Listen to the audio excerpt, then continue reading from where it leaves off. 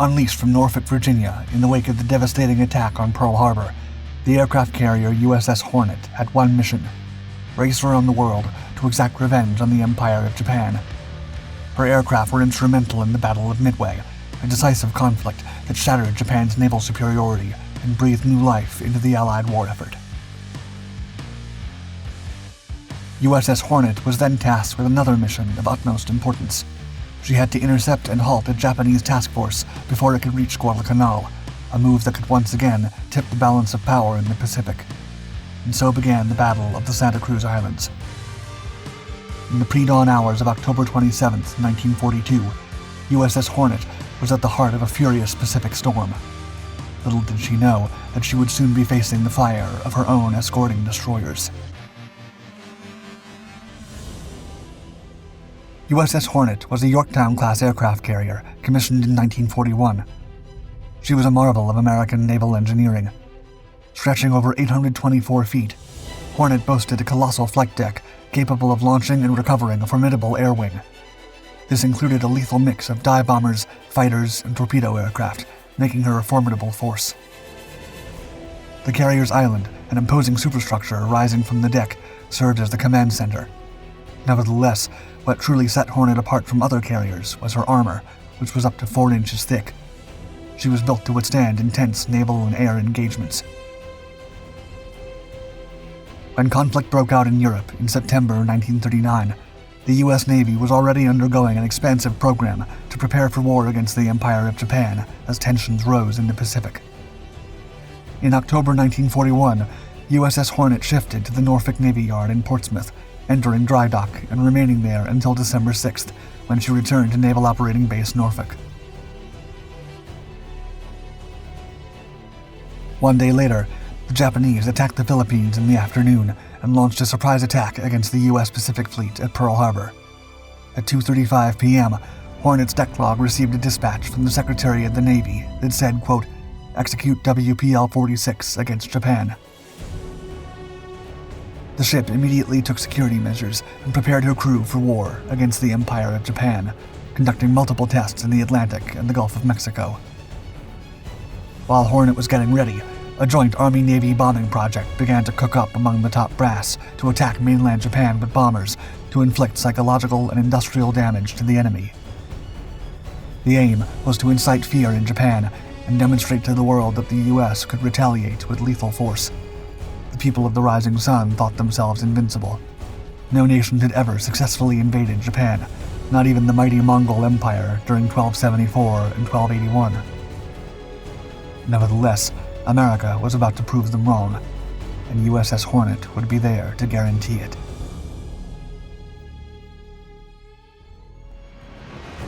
On February 2, 1942, Hornet brought aboard 2 B-25B medium bombers from the United States Army Air Forces, or USAAF, to test them for the secret Army-Navy bombing operation against Japan.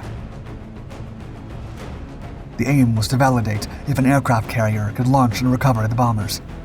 Hornet's captain, Mark A. Mitcher, assured Captain Donald B. Duncan, Air Operations Officer on the staff of Admiral Ernest J. King, that Hornet could carry 15 B-25 Mitchell bombers without issue. To the crew's amazement, the 2 bombers were launched successfully. Shortly afterward, Duncan notified Captain Mitcher that his aircraft carrier had been chosen for special tests. USS Hornet left for the West Coast in March 1942 and arrived in California on the 20th. At Naval Air Station Alameda, Hornet loaded 16 B-25 medium bombers under the command of Lieutenant Colonel James H. Doolittle. His crew comprised 70 USAAF officers and 64 enlisted men.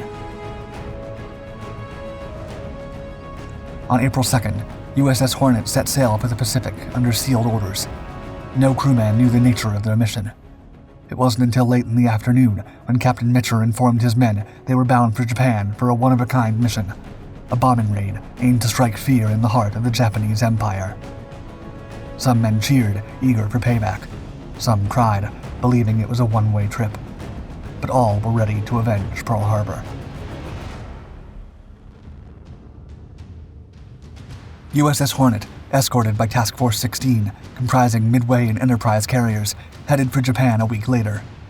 The original plan called for launching Doolittle's Air Force, some 500 miles off the Japanese coast, to strike the Japanese mainland. However, there was a sudden change of plans.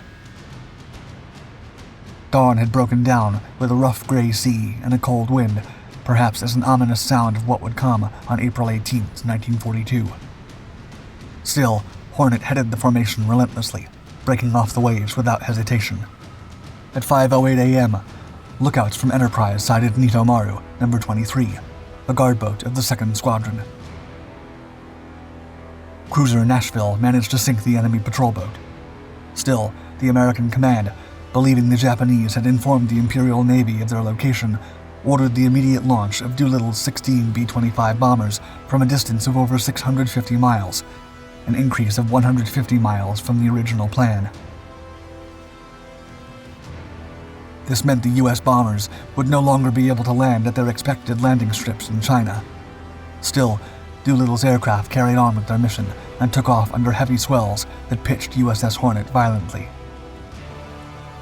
All 16 bombers were airborne by 9:20 a.m. and headed straight for Tokyo, Yokosuka, Yokohama, Kobe, and Nagoya.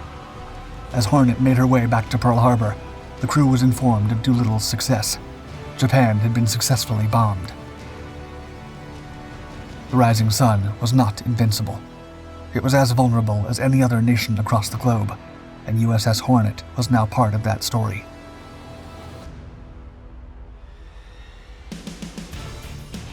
After being moored in Pearl Harbor, USS Hornet set sail in late April 1942 to assist carriers Lexington and Yorktown at the Battle of the Coral Sea. Days later, Hornet and USS Enterprise executed a feint towards the islands of Nauru and Banaba to prevent the Imperial Japanese Armed Forces from taking control over them. Hornet then refueled in Hawaii in May for an expected Japanese assault on the island of Midway. On the 28th, Hornet and Enterprise cleared Pearl Harbor with screens of cruisers and destroyers to prevent the occupation of Midway by the Japanese. On May 31st, Hornet's Captain Mitcher accepted the rank of Rear Admiral, leaving Captain Mason as his relief. 3 days later, the Battle of Midway began on June 4th, when PBY Catalinas attacked the enemy northwest of the island.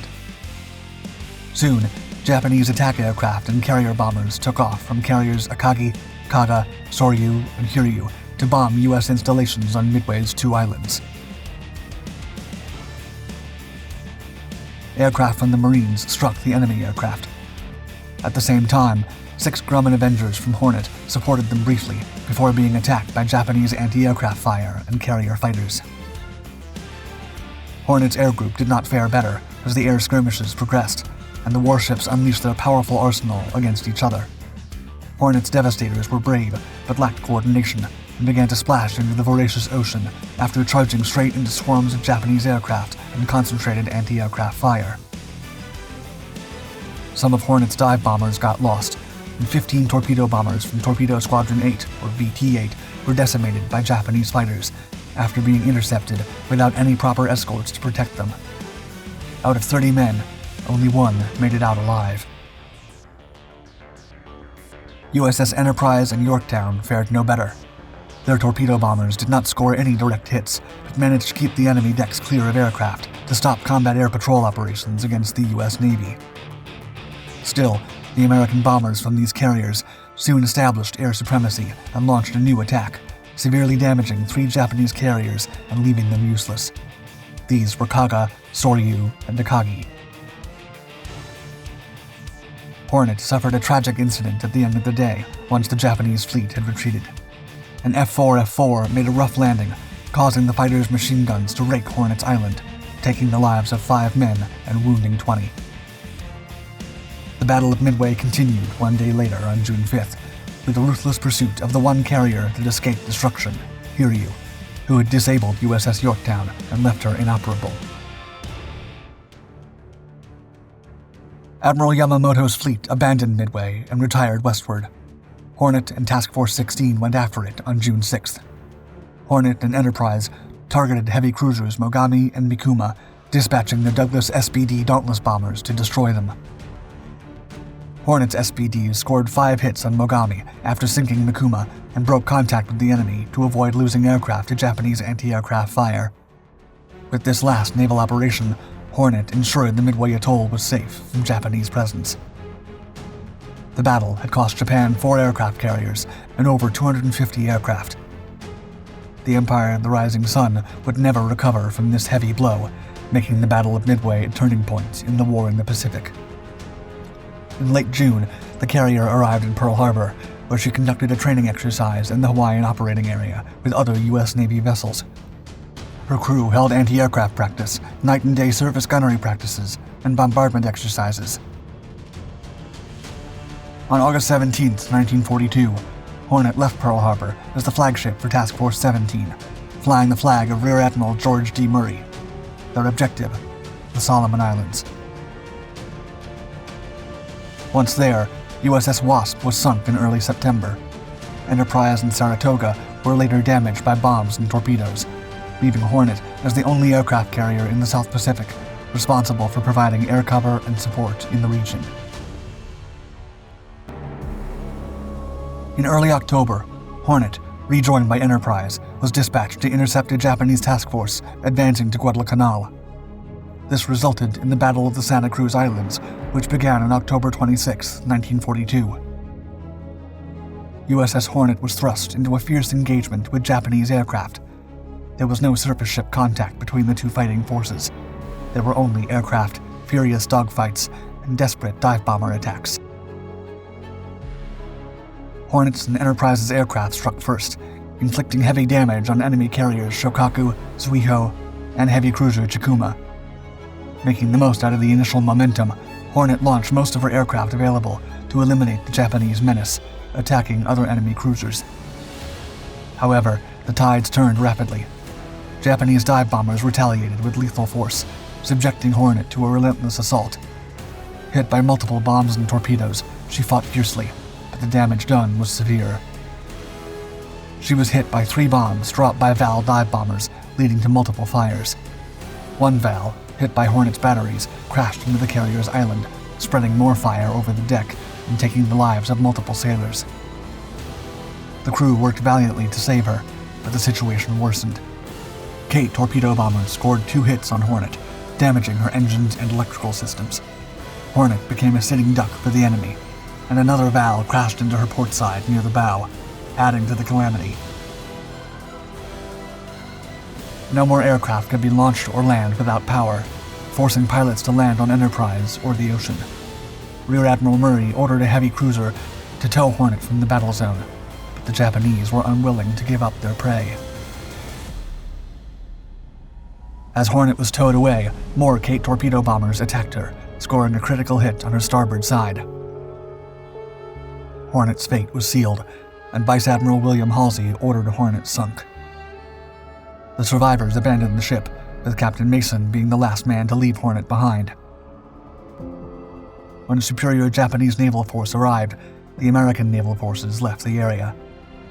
Destroyers Makigumo and Akigumo finished Hornet with 4 long-lance torpedoes.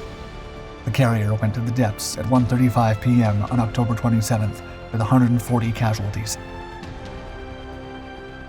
In late January 2019, Hornet's remains were discovered at a depth of over 17,000 feet. She remains upright on the ocean floor. The cruiser earned 4 battle stars during her service. Torpedo Squadron 8 was awarded the Presidential Unit Citation for its heroism displayed during the Battle of Midway.